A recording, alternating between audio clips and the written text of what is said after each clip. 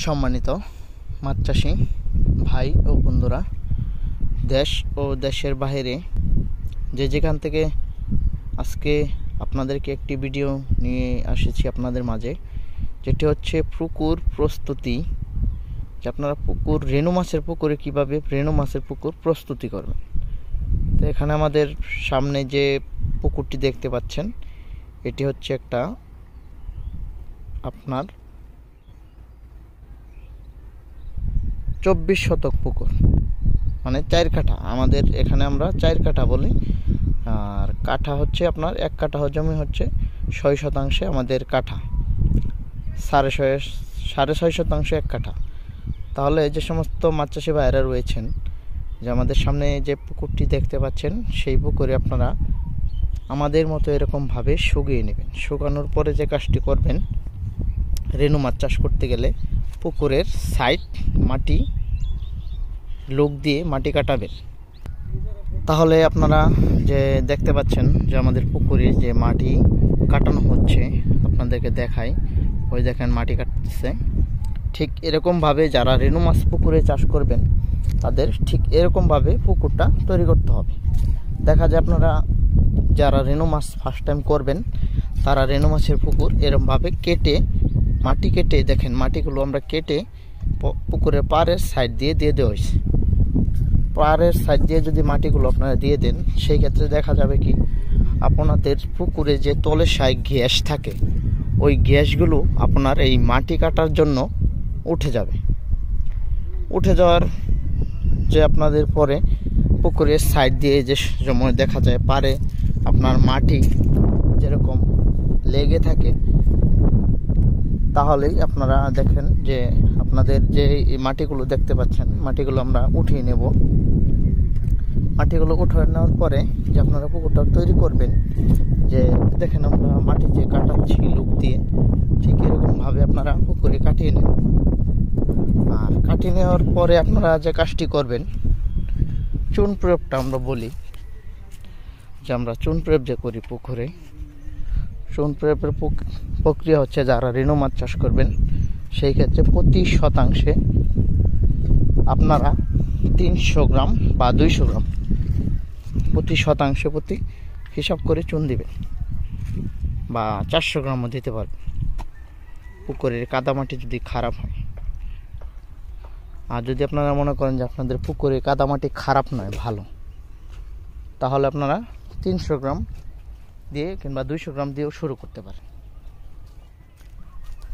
আমরা এখানে চুনটা মারতেছি না, যার জন্য আমি বইলা দিতেছি, আপনারা ওইখান থেকে বুঝে নেবেন। আর আরেকটি বিষয় হচ্ছে, যারা রেণু মাছ চাষ করতে চান, তারা অবশ্যই আমাদের এই ভিডিওটি পুরোপুরিভাবে দেখবেন, এবং কি আমরা আমাদের যে কথাগুলো বলি সেই কথাগুলো শুনবেন। আর রেণু মাছ চাষ করতে গেলে আপনাদের যে কাজটি আরেকটি করতে হবে, পুকুরে যে পানি ঢুকাবেন, খুব ভালো পানি হতে হবে। আর রেণু মাছ চাষ করার আগে ভালো পুকুর দেখে রেণু মাছ চাষ করবেন। যেরকম দেখেন আমাদের পুকুরের সাইডে কোনো গাছপালা নেই, এখানে শুধু যা দেখতে পারবেন শুধু পুকুর আর পুকুর, এখানে আর কিছুই পাবেন। দেখেন আমাদের এখানে আমি 4 কিনার দিয়ে সব জায়গায় দেখাইতেছি, সবাই পুকুর শুকিয়ে কাজ করাইতেছে।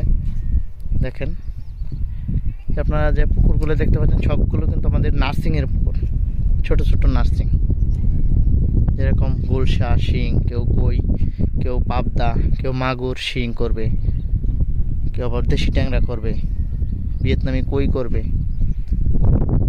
আবার অনেকেই কাপ জাতীয় মাছ করতে চায়, যেরকম কার্পু রয়েছে, সরপুটি রয়েছে, যেরকম সিলভার, ব্রিকেট, গ্লাস কাপ, রুই, মিরকেল,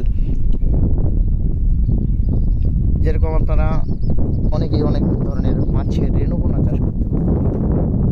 তাহলে যে আমরা কাজটি দেখাইছি, এইভাবে কাজ করবেন। আর দ্বিতীয় কথা হচ্ছে, ভালো করে পানি ঢুকাবেন। আপনাদের সাথে দেখাই যে পানিগুলো, এই দেখেন যে পানি দেখাচ্ছি, পানিটা কত সচ্ছল, ঠিক এরকম সচ্ছল পানি ঢুকাবেন। দেখেন আমরা কিন্তু পানিগুলো ঢুকাইছি, যে দেখেন যে আমরা কোনটা থেকে পানিগুলো ঢুকাইছি, মানে ভালো একটি কাপড় দিয়ে পানিগুলো সেকে ঢুকাইতে হবে। আরেকটি বিষয় হচ্ছে, আপনাদের যে পুকুরে পানি ঢুকানোর পরে আপনারা রেণু ছাড়বেন কতদিনে, পুকুরে পানি ঢুকানোর দেওয়ার পরে রেনু ছাড়বেন আপনারা পানি দেওয়ার 1 থেকে 2 দিন পরে মাছ দিতে হবে, মানে রেনু পোনা দিতে হবে যারা রেনু মাছ চাষ করেন আর কি। আমরা ঠিক এই যে এটা থেকে পানিগুলো একটা পাইপের মাধ্যমে এটার ভিতরে ঢুকাইছি। দেখেন আমাদের পানিগুলো কত পরিষ্কার, আপনাদেরকে দেখাই। আর যারা মাছ চাষি করবেন, রেনু পোনা চাষ করতে চান, তারা যদি কোনো প্রশ্ন থাকে আপনারা অবশ্যই আপনাদের প্রশ্নগুলো কমেন্টে জানাতে পারেন। আমাদের কাছ থেকে যতটুকু পরামর্শ আপনাদেরকে দেওয়ার জন্য আমরা চেষ্টা রাখব। আর আশা করি যারা রেনু মাছ চাষ করতে চান তারা এই ভিডিওটি লক্ষ্য করবেন। আর হচ্ছে পুকুরে চুন দেওয়ার প্রস্তুতিটা পরিষ্কার রাখবেন, আর পুকুরে ভালো পানি ঢুকাবেন। আর একটি বিষয় হচ্ছে আপনারা পুকুরে পানি রাখবেন কতটুকু হাইট, রেনু মাছের জন্য মিনিমাম 2.5 থেকে 3 ফিট পানি রাখবেন। 3 ফিট পানি রাখলে আপনাদের রেনু মাছ ক্ষতি হবে না এবং কি মারাও যাবে না।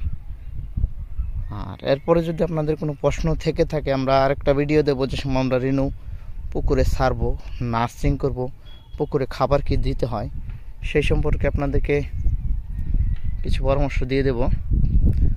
আজকের মতো আপনাদের জন্য এই পর্যন্তই। তৌফিক, সকলেই ভালো থাকবেন, সুস্থ থাকবেন। আর ভিডিওটি একটি লাইক আর কমেন্টে আপনাদের মতামত জানাবেন।